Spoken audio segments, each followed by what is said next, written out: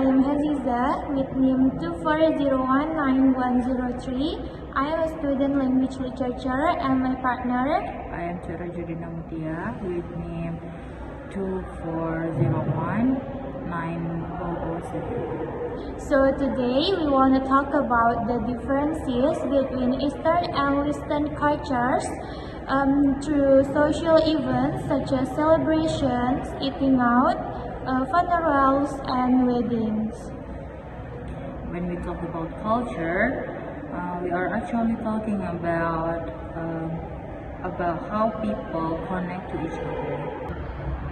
Well, let's start with celebrations. In many Eastern cultures, celebrations have a deep social meaning. They are not only about having fun, but also about showing respect and maintaining relationships. For example, during the wedding, a religious holiday, or a family gathering, people often feel obligated to attend. Even if they are tired, busy, or life too far away, being present is a sign of care and respect. Sometimes people come not because they want to enjoy the party, but because they don't want to disappoint their family or community. In Western cultures, celebrations are more about personal enjoyment and the moment itself.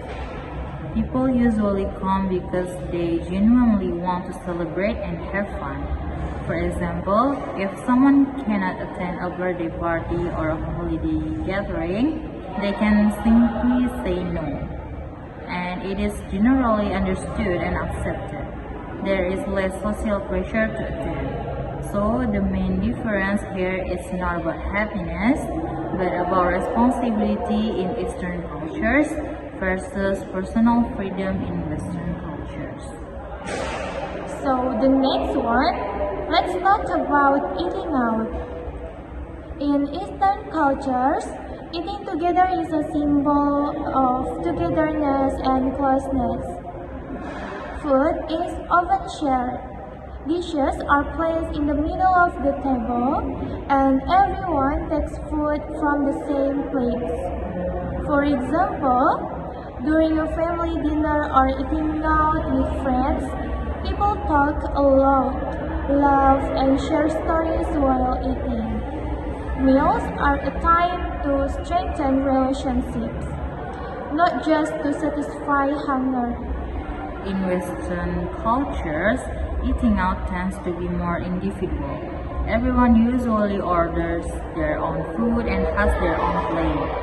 Sharing food is possible but not always expected. For example, when eating at a restaurant, each person focuses on their own meal, and moments of silence are not considered awkward. Silence can mean comfort, independence, or personal space. So, eating in Eastern culture emphasizes togetherness, while in Western cultures, it emphasizes individuality. Now, let's move on to funerals. In Eastern cultures, grief is often expressed openly and collectively. When someone passes away, family members, neighbors, and even distant relatives come together.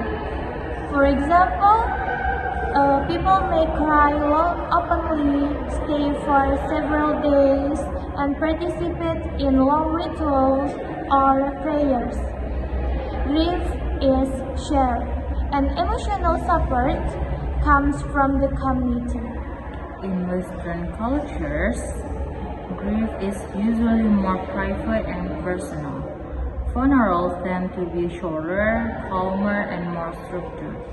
For example, people may express sympathy quietly, give personal condolence, and focus on remembering the positive memories of the deceased.